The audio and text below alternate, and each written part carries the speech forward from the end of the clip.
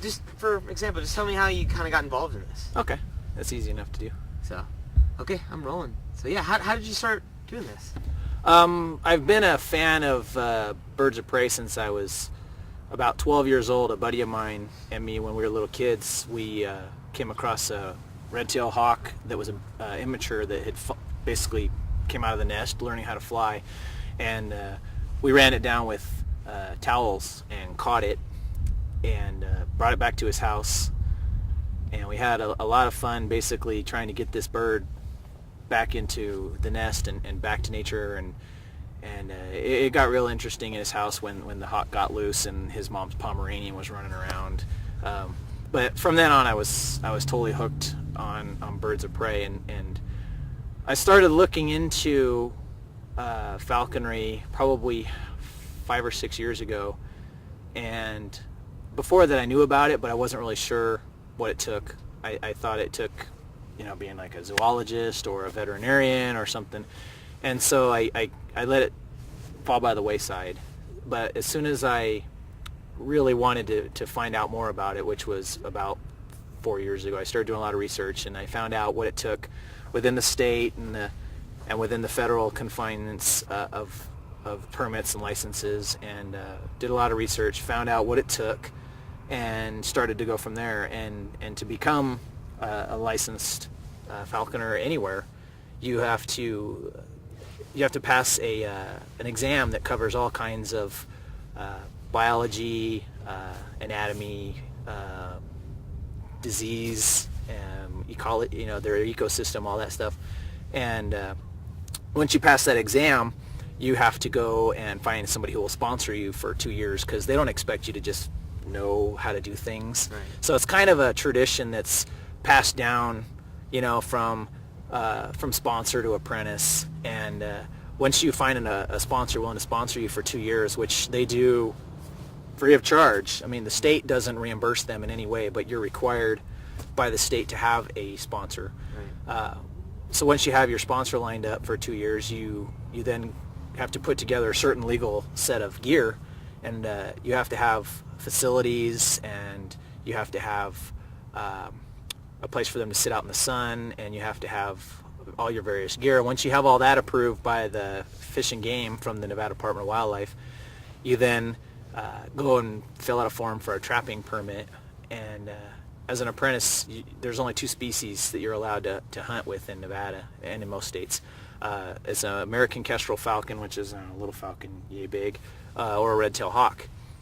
So you go out and they teach you how to make this very specialized trap, and you drive all over the place, spend a lot of Saturdays in your car, and you go and you trap a red-tail or a kestrel. And once you've trapped your bird, you now start this long process of spending every waking minute with it. It becomes another kid if you have kids. And once you learn a lot through hunting with these red-tailed hawks that you trap in the wild, after 2 years you can change your license class to another classification called a general falconer, and from there you can change to species, and you can get birds from breeders or in the wild. And it's been a long, interesting, fun trip, because my license class just changed in November to general falconer, and I let my red-tail go that I had for a year and a half just this past Easter Sunday. I let her go way out Pyramid Highway in Palomino Valley and turned her back loose to the wild as an adult, and she's now part of the breeding adult red-tails in the area. And they kind of encourage that if you're trapping and training, is they want you to trap, train, and release, because by helping that bird just through the first winter, you've given that bird 4 or 5 times its chances of survival, because they have such a high mortality rate. All birds of prey do in the first year, of dying of starvation, electrocution, disease, predators, humans, you name it. By getting it through that winter and hunting with it, and teaching it how to hunt effectively and providing for it through the winter, now when the end of the hunting season comes around, that bird is close to a year old. When you're turning it loose, it has all the warm weather seasons to begin to fend for itself. And after probably 2 weeks of no human contact, basically, that bird will revert back to a wild state very quickly. And to help, in that process, you go out to where you let it go and you check on it for a couple weeks and see if it's still around, make sure that it's okay. And some people actually even provide additional feeding food for it to help it along, or people do what I do, and you just overfeed the bird until you let it go so it's nice and fat so it can miss a week of meals. But let's talk a little bit about like the special bond that you're making with this bird. I mean, some people like me, I don't know anything about this really, and it's kind of cool to see that a human and a bird can make that bond together and trust each other. Like you were saying, it trusts you so much, like Yep. It'll close its eyes around you and sleep around you and all that kind of stuff. Yeah, these birds in general develop a bond with humans, and they develop a relationship, a correlation. They understand. They start putting two and two together here, and they realize that when you're around and you're out in the field, they get to hunt and eat. So they enjoy that, and honestly, the bird begins to know what you're out here to do, and so part of this relationship, there's really one big thing when it comes to doing what I do with falconry, to where when you let your bird go to go out and go hunting with it, that it doesn't just fly away, and it's just trust. So as soon as you have spent enough time with that bird for probably a month, maybe a month and a half in the beginning, that bird will trust you just as well as a dog or even pigeons in a park. Once they realize you're not going to hurt them and you're not a threat and you're providing food, they'll stay around you. And so you can now take that relationship and go out and go hunt prey in the wild with it, and really enjoy, from my perspective, the true essence of hunting to me. This is hunting in its purest form.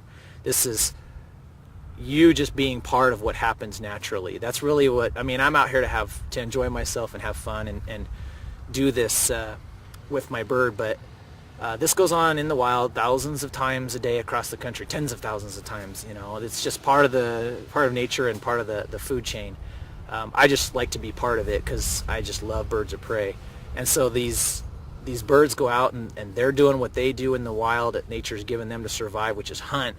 And they're trying to hunt, prey or game that animal is using what nature gave it to survive, which is speed or flying speed if it's hunting birds or ducks or whatever. And it's just so interesting to see sometimes the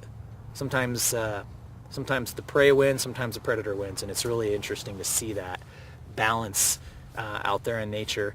And it's really, to me, a lot more fun when I go out hunting this way than the way I normally would go hunting with shotguns or rifles or whatever, because I love to hunt, but I love hunting like this more.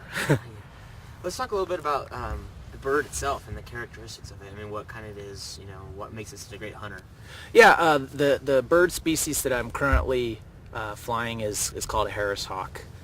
They live in dry, arid deserts, ranging in the United States, usually around Arizona, Texas, a little bit New Mexico, and then any place where there's dry, arid desert down into South America, you can find Harris hawks. A Harris hawk, in this case, they're a unique bird of prey. They hunt in packs, and it's called a cast. And